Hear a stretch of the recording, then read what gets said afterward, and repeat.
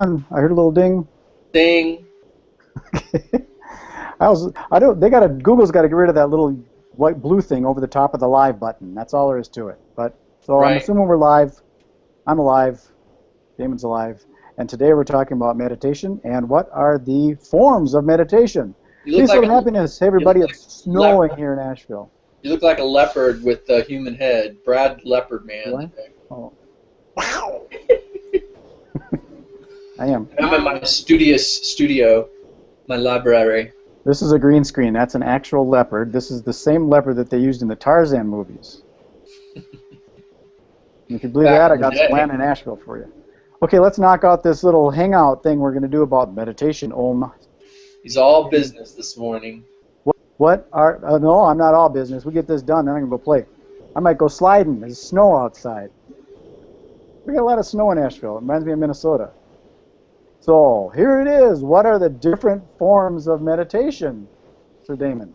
Oh my gosh. Well, there are as many forms of meditation as there probably are people on the planet as far as Come on. I'm just getting started. And yet there are some very, bigger categories of different forms of meditation. And I think we said it even in what is meditation. It's really anything that you are focusing on. To meditate means to contemplate in a focused manner.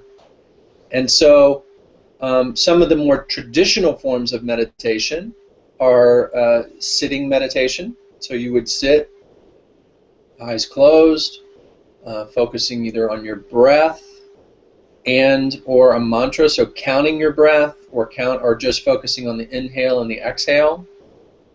Maybe using a candle or another object. They would use mandalas, which are these asymmetrical, beautiful designs, each one representing a different consciousness frequency, and would focus on a picture or a deity, whatever their deity was,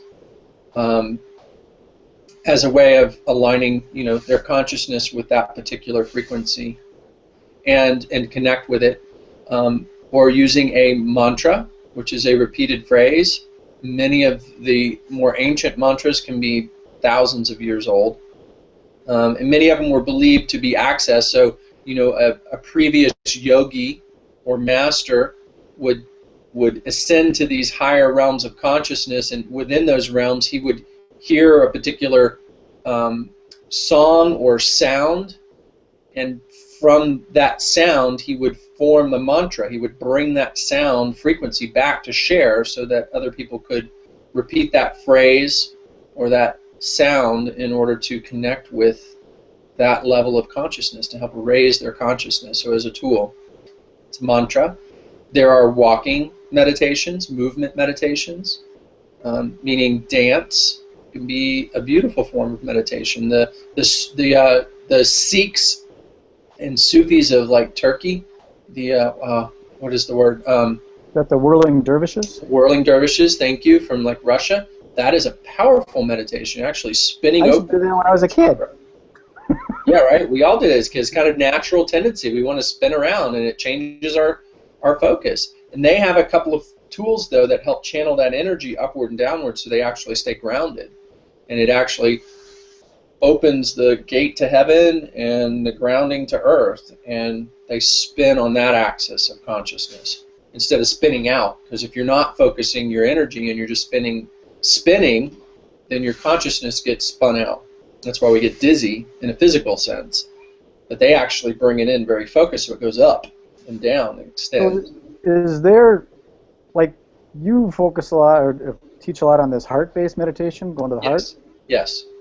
And is there like a systemized, like there's walking meditation, laying meditation, standing meditation, all these different meditations. Is there like a systemized types of meditation for the different chakras, like at the heart chakra? There's thinking Yes, of meditation. course. Yes. A lot of that again, through mantra. So the traditional form of what you're calling chakra, balancing or opening the chakras. Chakra means wheel in Sanskrit.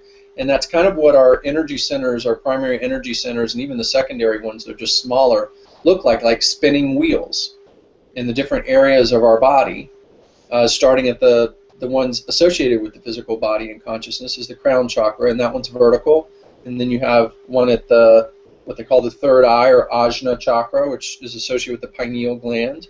You have one at the throat, heart, solar plexus, navel. You have the sexual organs, or sex chakra, and then root, which also extends vertically, where the other ones actually extend horizontally, front and back. And then the root goes vertically down into the earth, connects to the earth. And so, yes, like I was mentioning with the mandalas, the pictures, and the mantras, that was a traditional way.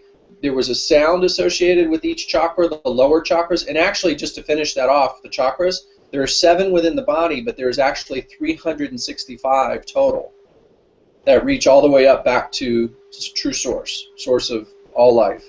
And it's 7 are associated with the physical body, and then most of what's considered our spiritual consciousness is in the 8th chakra right above us. That's where most of it resides, and then interacts with the body.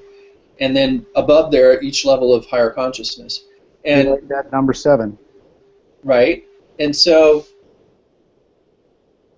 the sounds, just like when a master would ascend to the higher levels and bring a higher level sound back, it's still associated with one of those chakras or consciousness. You start quite often, or traditionally would start with the root chakra. And there's a sound, and then there was a symbol for it. And you would focus on those symbols and those sounds, and you would repeat them over and over and over in order to open those chakras. Now, I don't necessarily recommend that practice. And that's a much deeper topic, talking about karma.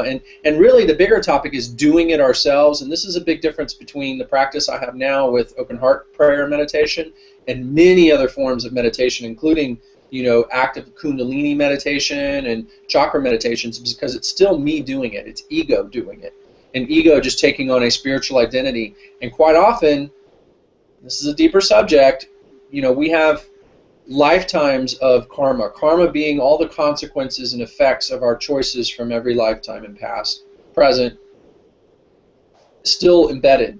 And those chakras, and that's why they close up and you get what are called nadis or knots in our energy system, is because we shut down when our actions and our thoughts and our feelings aren't in alignment with divine love and the divine law of love and oneness, and we separate ourselves. And so opening these up ourselves actually opens that karma up. And we have to take it back on. We have to work through it because we've opened it up.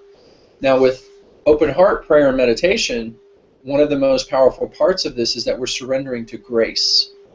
When we allow our heart to open and be opened, and we allow divine source, love, light, energy, and grace to come in, it will naturally heal those places from the top down instead of trying to open from the top or from the bottom up.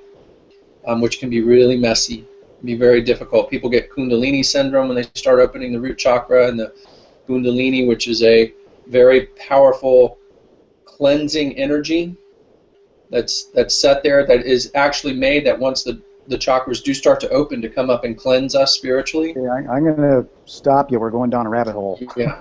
Well, I said, it's a long conversation. We start getting into these more advanced topics. Exactly. So essentially, the different forms of meditation, you can go with the basics, then you can get into more in-depth. But it's 10:30 now, so I don't want to take too much time for everybody.